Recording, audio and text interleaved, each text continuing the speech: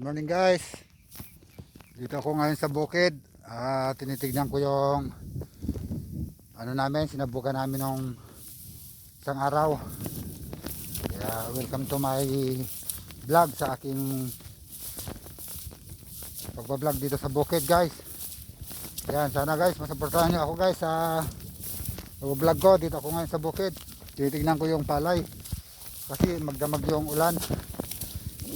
Dalawang araw na yung panay ulan. Kaya tinitignan ko kung naugasan kasi yung inispilan ko guys ng insekto para sa uod. Kaya binalikan ko ngayon para sa susunod na araw kapag wala na ng ulan, mag-i-spray na naman ako.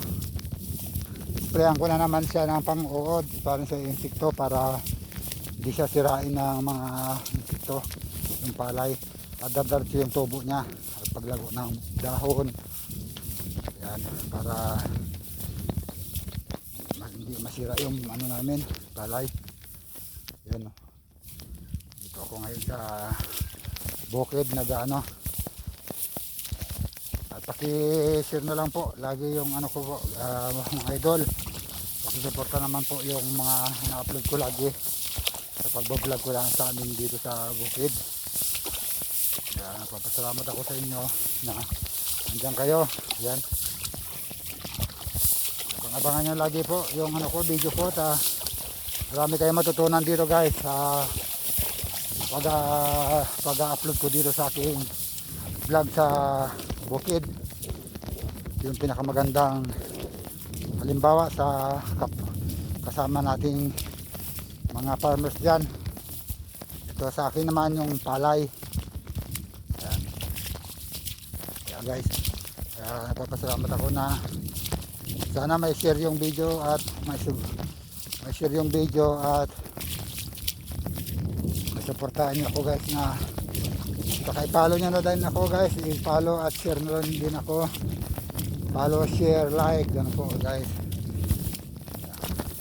Kung nagustuhan niyo yung video ko guys dito sa pagbablog ko dito sa bukid, paki-follow na lang ako guys, follow and share. Yun po, maraming salamat sa mga tumutulong na nagsishare sa mga video ko at nagbibigay ng mga star dyan, star, followers, mga supporters ko sa mga nag-video, sa mga aking mga video. Yan, magpapasalamat ako sa kanila, lahat kayo guys, walang pinili dyan. Yan, maraming salamat sa inyo guys na